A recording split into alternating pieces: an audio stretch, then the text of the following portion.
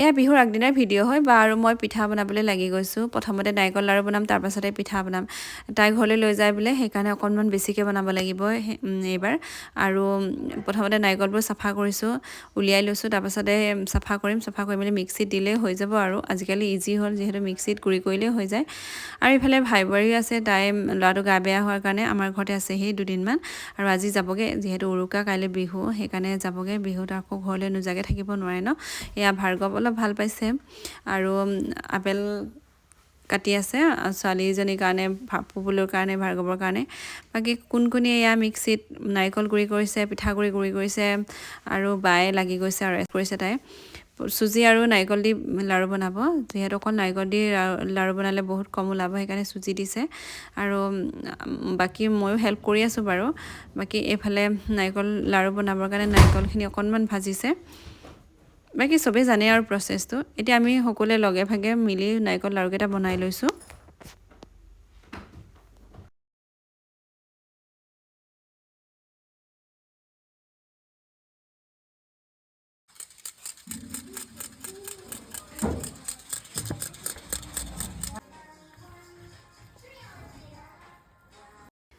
নাৰিকল লাৰু হৈ গ'ল এতিয়া বনাবলৈ লৈছোঁ সুতুলি পিঠা এতিয়া পিঠাগুড়িত গুড় দিছোঁ গুড় আৰু পানী দি সানি লৈছোঁ মানে মই কৰা নাই বায়ে কৰি আছে বাৰু তাই ভিডিঅ' চাই মেলি শিকি আহিছে আৰু আমাক শিকাইছে এনেকৈ বুলি কিন্তু প্ৰথম দুটামান তাই বৰ ফেটফেটীয়া হ'ল মানে অকণমান পানী বেছি হ'ল সেইকাৰণে আকৌ পিঠাগুড়ি দি মেলি মই হেল্প কৰি দিলোঁগৈ ধুনীয়াকৈ মঠি মেলি তাৰপাছতে এয়া পুৰি আছোঁ আমি চবেই যিহেতু বহুত 2 কেজিমান চাউল তিয়াইছিলোঁ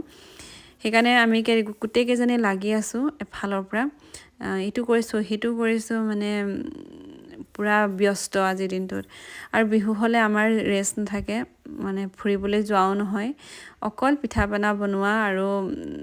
ব্যস্ত থকা হয় অৱশেষত আমাৰ গাবোৰ বেয়া হৈ যায়গৈ একো এনজয় কৰা নহয়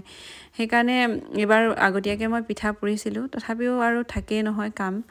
এয়া আমি চবে লাগি ভাগি কৰি আছোঁ আৰু